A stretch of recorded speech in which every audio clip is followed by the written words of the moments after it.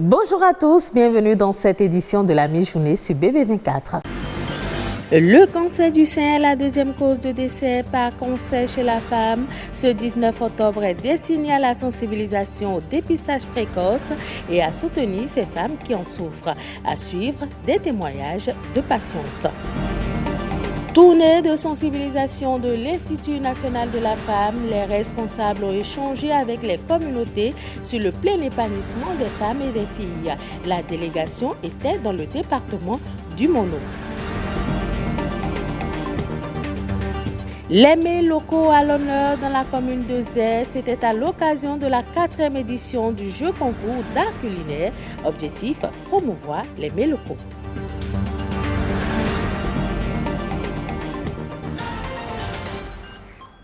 Bienvenue dans ce journal. Le 19 octobre est une journée dédiée à la lutte contre le cancer du sein. Ce cancer est en augmentation constante chez la femme et est lié à notre alimentation et notre mode de vie. Selon l'Organisation mondiale de la santé, une personne est diagnostiquée d'un cancer du sein toutes les 30 secondes dans le monde. Toutes les 53 minutes, une femme meurt dans le monde d'un cancer du sein. Le Bénin n'est pas épargné. Suivez ici le témoignage de quelques femmes. J'ai commencé par faire le traitement, mais j'aimerais faire comprendre à toutes les femmes que plusieurs d'entre elles n'ont pas l'opportunité d'aller à l'hôpital chaque 3 mois, de se faire une mammographie. Grâce à la radio de la mammographie que j'ai eu à faire, on m'a fait comprendre que je souffrais d'un adénofibrome et non d'un cancer de sein que je suis en train de suivre présentement. Donc je conseille à toutes les femmes, je demande surtout au ministère de la Santé d'accompagner les femmes africaines, surtout les femmes béninoises, pour qu'on puisse lutter contre ce mal. C'est dans le centre de santé où j'ai accouché mon enfant que les médecins ont détecté qu'il y avait des microbes dans mon sein. Ils m'ont proposé d'aller au centre hospitalier universitaire Hubert Koutoukoumaga, CNHU, pour des consultations. Arrivé là-bas, des blancs m'ont récupéré et j'ai suivi un traitement. Après le traitement, le collège de médecins m'a demandé une analyse médicale. Après le suivi, des jours après, les médecins ont constaté des symptômes de kyste dans mon sein gauche. Et c'est de là qu'ils ont su que j'ai le cancer de sein.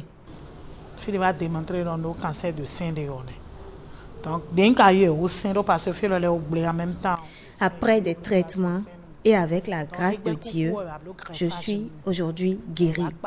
La maladie a beaucoup de conséquences. C'est pourquoi, des mois après, j'ai même remarqué que le mal est apparu dans ma gorge. C'est une maladie grave qui tue. Si je suis encore vivante, c'est grâce à Dieu. Tournée départementale des responsables de l'Institut national de la femme. La délégation a échangé avec les chefs de terre, autorités communales et coordination d'arrondissement, leaders religieux et membres de la société civile sur la représentation de l'Institut national de la femme dans le Mono. Cette séance qui vise le plein épanouissement des femmes et des jeunes filles a eu lieu à Lokossa. Ronald Robinson, Jules Akeiko.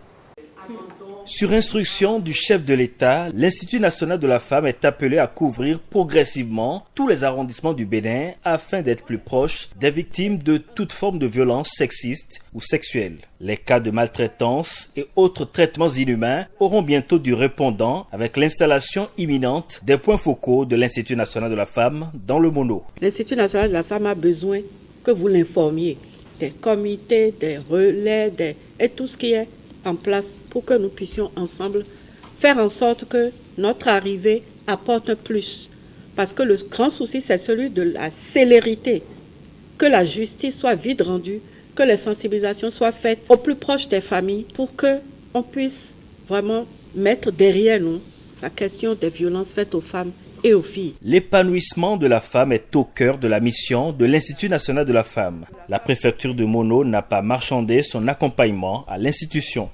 La protection des droits de la femme par les instruments juridiques nationaux, régionaux et internationaux oblige tout un chacun de nous à faire un don de soi pour que la dignité de la femme soit préservée, respectée, protégée sur toute l'étendue du territoire national de notre cher et beau pays, le Bénin. La lutte contre la stigmatisation de la femme, la vulgarisation des tests qui protègent la femme et une meilleure connaissance de l'INF avec en ligne de mire l'opérationnalisation de ces démembrements sont entre autres des ambitions que se donne le gouvernement de son Excellence Patrice Talon. Des propositions sur la répartition des points focaux pour une couverture des zones rouges en matière de violence basée sur le genre seront à aborder lors de ce rendez-vous d'échange sur l'Institut national de la femme, son organisation, sa mission, mais aussi celle de ses différentes structures partenaires sur le terrain et leurs attentes.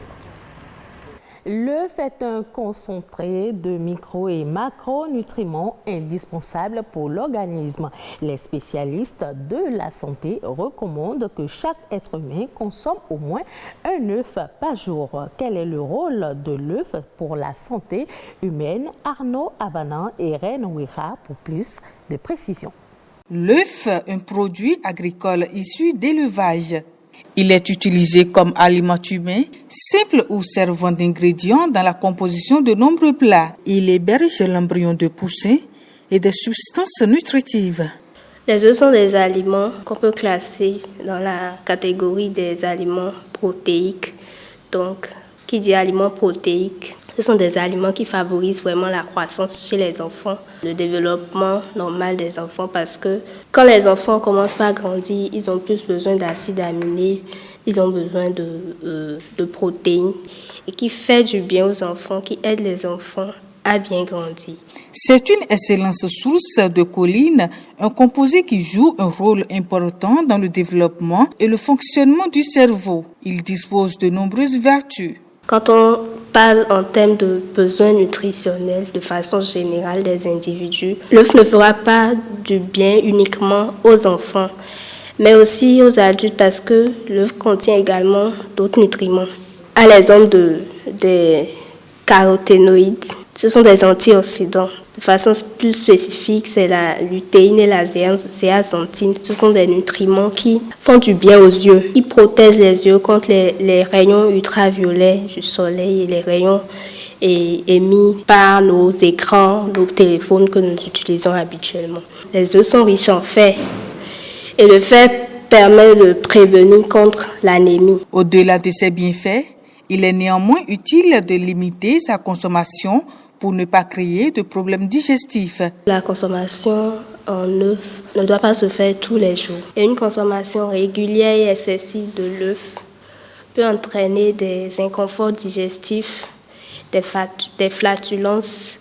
De nouveaux globules rouges sont formés grâce à la présence de la vitamine B9. Ils participent à la création de l'ADN ainsi que des acides aminés indispensables au développement cellulaire.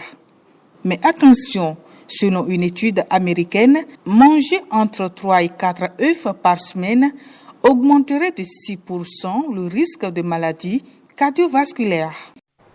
Les mets locaux valorisés dans la commune de Zé. C'est à l'occasion de la 4e édition du jeu concours d'art culinaire pour la promotion des mets locaux. L'événement a eu lieu le jeudi dernier dans l'arrondissement de Dodji-Bata avec 12 villages en compétition. L'objectif est d'offrir une alimentation équilibrée et saine aux enfants et aux ménages. Patrick Diossou, Petroni Lokosu pour le reportage.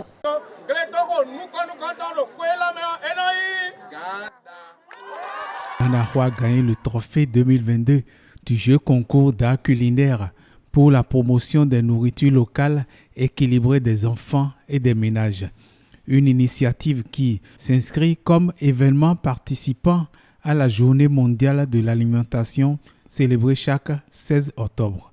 Kanaho, c'est l'un des 12 villages de l'arrondissement de Dodji-Bata. 12 villages en lice, un seul trophée sur la liste des prix. Cette activité a été mise en œuvre pour éveiller la créativité chez les femmes avec qui nous travaillons. Depuis 2010, nous leur apprenons à faire les nourritures à base de produits locaux nutritifs pour qu'elles-mêmes, avec les ingrédients qu'elles trouvent sous la main, des ingrédients qui sont nutritifs, qu'elles puissent composer des nourritures.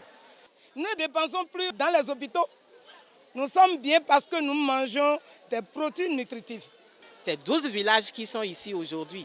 Et ces 12 villages, nous les encourageons à être des relais dans d'autres villages afin que ce ne soit pas seulement à Dodji Bata que ce renforcement de capacité demeure pour tous et pourquoi pas pour tout le Bénin. Les regards sont donc dorénavant tournés vers 2023, la 5e édition, à la charge totale des 12 villages de Dodji Bata.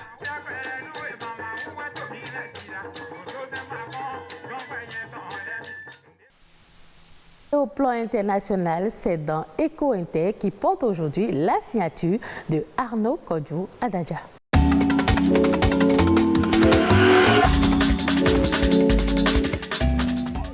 L'Afrique veut s'autonomiser en production d'engrais.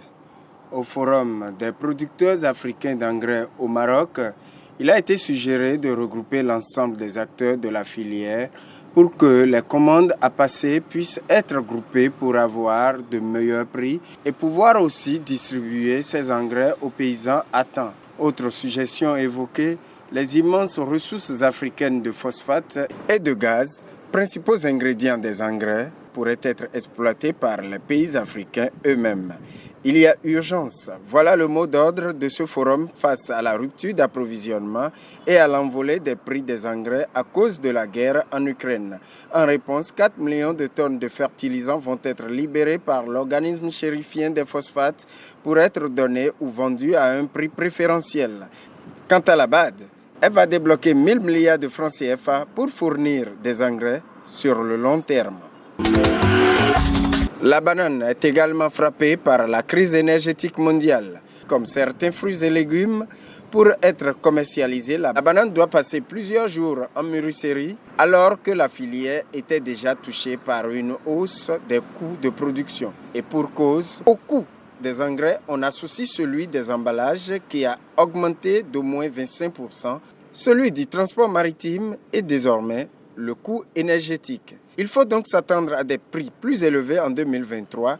Déjà, le carton de 18,5 kg de bananes s'affiche à 9 800 francs CFA ces jours-ci dans les spots contre moins de 6 550 francs CFA l'été dernier.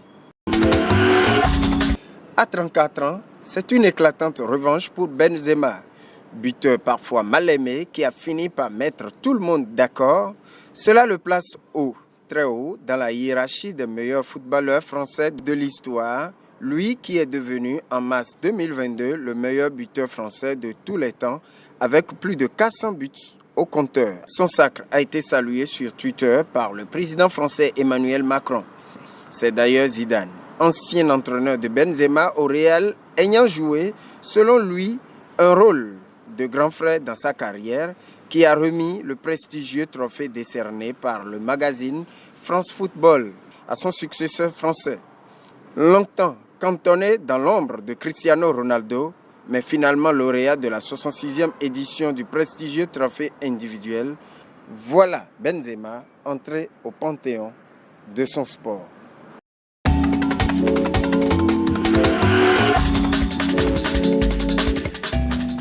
Ce sera tout pour cette édition. Merci de l'avoir suivi. Retrouvez ce journal sur le site de l'ORTB, www.ortb.pj.